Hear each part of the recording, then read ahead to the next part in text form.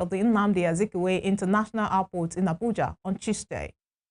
The minister said any local or international airline that flies the singer risks its license being withdrawn. The sanctions slammed on Anyide followed a directive from Keyamo that the singer who behaved unruly isn't above the law.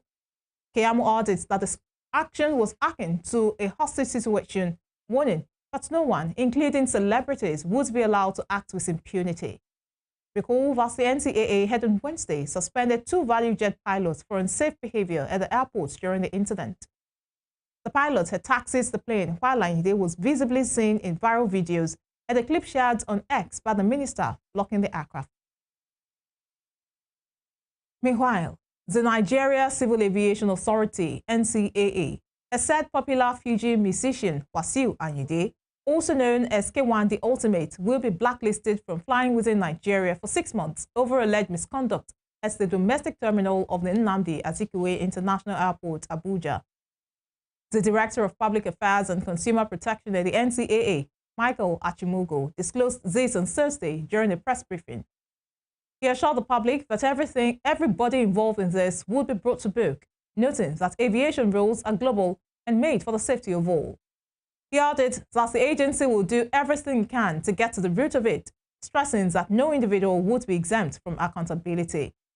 He further revealed that the agency was writing to the Attorney General of the Federation and the Inspector General of Police to initiate legal proceedings against the musician. According to the Federal Airport Authority of Nigeria, FAN, trouble started when Anyide was prevented from boarding the Lagos-bound flight because he held a flask with alcoholic content, which he allegedly spilled on an aviation staffer during a fit of rage.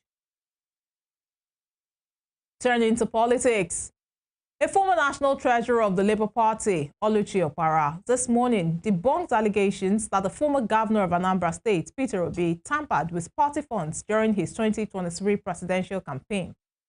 Opara insisted that Obi personally financed his activities and even contributed financially to the party, stabilizing the party financially. He stated this in a news chat while responding to an allegation by a chieftain of the Labour Party, Abayomi Arabambi, that the former presidential candidate spent party funds on his campaign. She revealed that prior to Mr. Obi's defection to the party, the Labour Party was heavily indebted and unable to pay the salaries of its employees. Also, she further challenged those accusing the former governor of financial misconduct to publicly present evidence of payments that claims to have made to the Labour Party. She also stated that Mr. Obi was the only person who showed interest in the party's 2023 presidential ticket. From what I saw of that interview was Arabambi talking about the donations that Mr. Peter Obi made only 32 million naira commitment to the party, which I've been able to clear that is not true.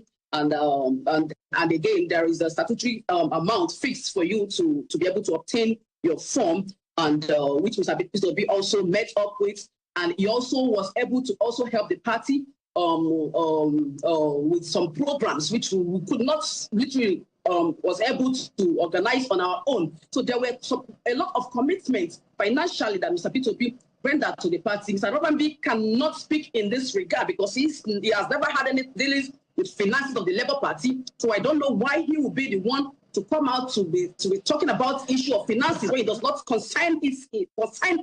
So he doesn't have any right to talk about the issue of finances. And again, I think from the interview, at least I watched of him, he was talking about people stepping down Mr. Peter Obi to clinch onto the ticket. I want to challenge anyone who has said that he was once an aspirant of the Labour Party to contest for such a position, to come out claim publicly to show the public what financial commitment they made to the party, to even start naming themselves as aspirants of the party. As far as I'm concerned, Mr. Peter Obi was the only person that contested, that showed interest to contest for the Labour Party. So anyone claiming whatsoever should come out to show us the particular account in which they paid whatever thing they said they paid to Labour Party. Let us even see who is lying, or let us even see if those people maybe like might have paid into some person's financial some person's private account, right, for people to not be making claims that they made attempts of even becoming an aspirant in the first place. So Mr. Obi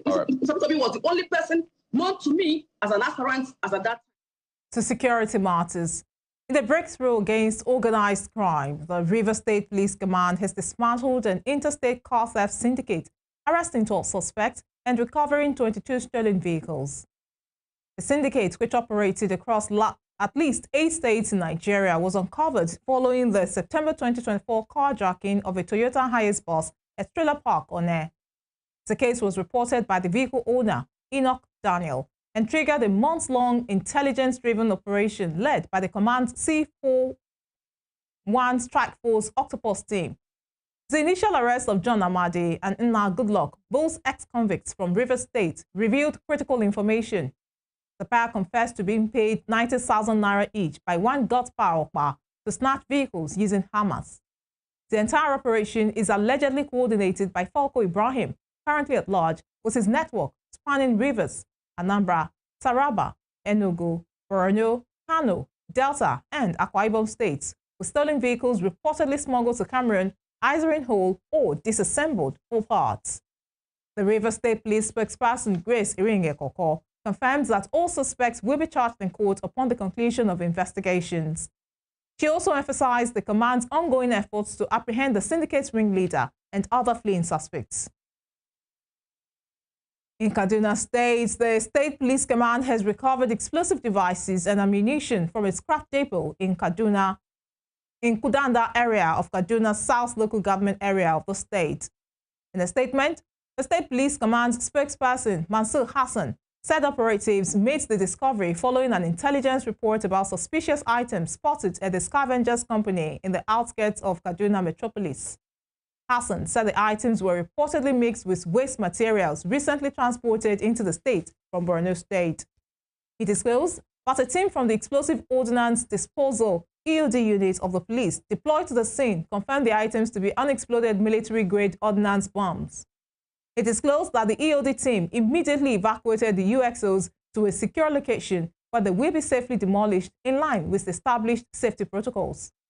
Meanwhile, the Kaduna State Commissioner of Police, Mohammed Rabiu, has ordered the immediate sealing of the premises and warned scavengers to stop receiving items from crisis zones. Moving on, the West African Examinations Council, WAEC, has announced the temporary withdrawal of the 2025 West African Senior School Certificate Examination results for school candidates due to the discovery of technical issues in the result release process.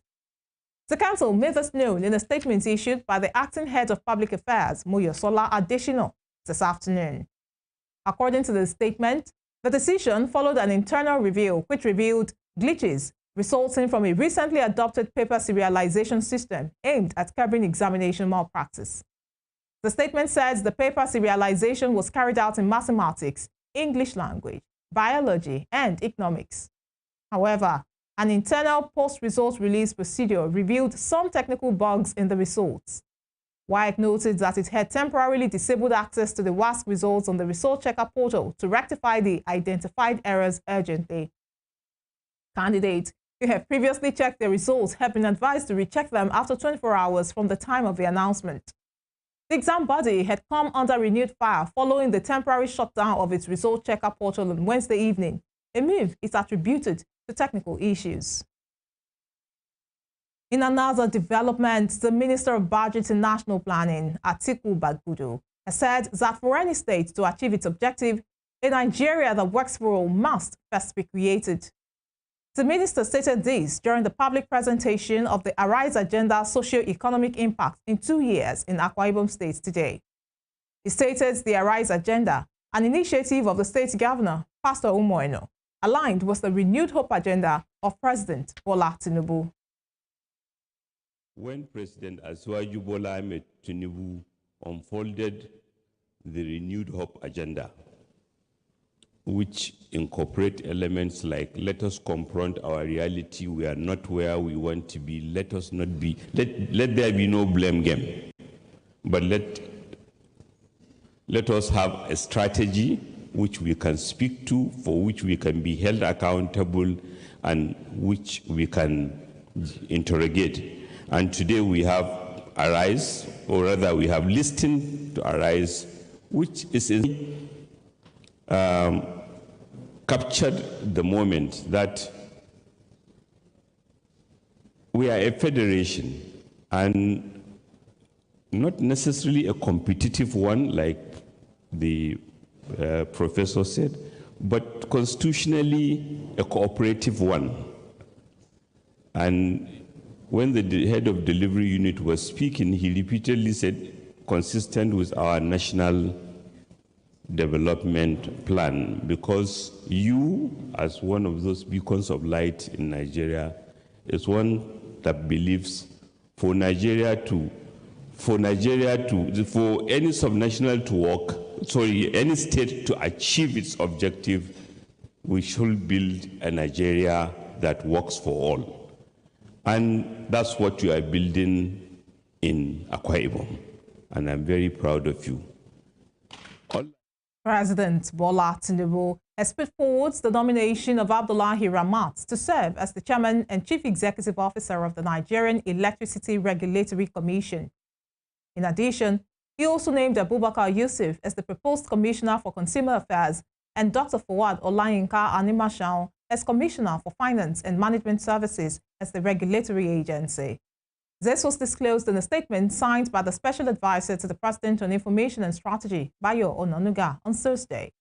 It added that to avoid a leadership vacuum in the regulatory agency, the President directed that Engineer Ramat assume office in acting capacity pending his screening by the Senate. President Tinubu further urged the new appointees to use their knowledge and experience to discharge their functions and work assiduously to advance the administration's power sector vision. Here in Osun State, Governor Ademola Adeleke has recommitted himself to supporting press freedom in the country. He spoke in Osogbo at the launch of a book entitled Echoes of My Journey by the chairman of the Nigerian Union of Journalists, Osun Council, Comrade Wasiu Adadoshu. Here is the report.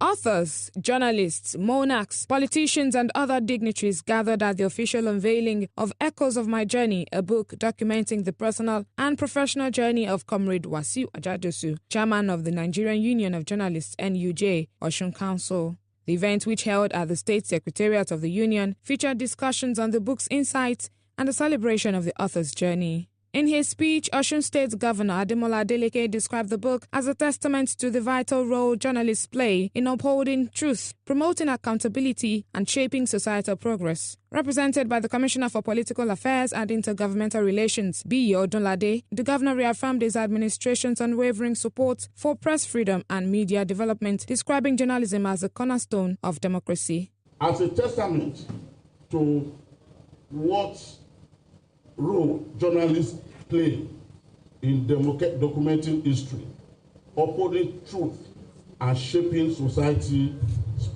progress. Let me commend the Osun State Council of NUJ for its self dedication to promoting professionalism, ethical standards, and excellence in the media.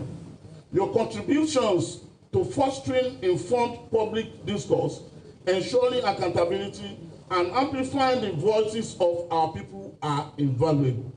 In his remarks, the book reviewer, Dr. Femi Adefila, who is the CEO of Rave 91.7 FM and Western Spring Television, lauded Comrade Ajadosu for documenting his experience in the journalism profession, describing the book as a bold and commendable step. He urged all dignitaries present to pick up a copy of the book, adding that it would expose more about the author's personality and contributions to media practice. His dogged determination to pass his secondary school certificate examination secured an admission to the Federal Polytechnic offer and exposed him to the rudiment of journalism and unionism.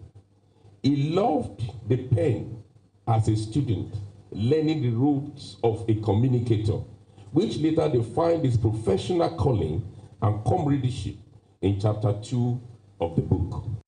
Other speakers at the event included the chairman of the occasion and former Minister of Health, Professor Isaac Adewale, who was represented by the former House of Representatives member, Honorable Ajibola Famuriwa, and Osun State Commissioner for Information and Public Enlightenment, Oluomokolapo Alimi.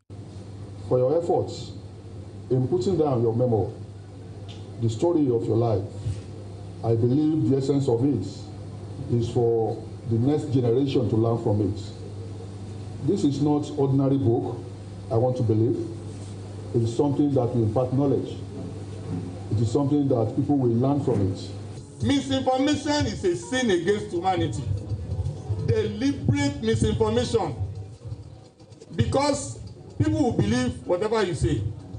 You have to try as much as possible to make sure your information is accurate to the best of your ability. The author, Comrade Wasiu Ajadosu, encouraged journalists and literary writers to invest in upcoming ones to be instruments of change in the society. And echo how I navigate the corridor of power to succeed in my administration as the chairman of AUJ. Some other dignitaries at the official unveiling of Echoes of My Journey include the Oloro Wuwo of Orowuwo, Oba Kamarudin Adeyemi, Olofin of Oribu, Oba Francis Oyebamiji Lucas, Oloba Agun of Oba Agun, Oba Jimo Adebisi Okunade, and Olowu of Kuta, Oba Adekunle Oyelude Makama, who was represented. Others include the Oluomo of Oba Agun, Alhaji Ganiyu Makanjola, NUJ President, who was represented by the chairman of Oyo State Council, Comrade Ademola Babalola, as well as labor leaders in the state. You're watching the news at 7 on Western Spring Television. Still to come. NAFTA says GMO food items are not bad, but should be properly labeled.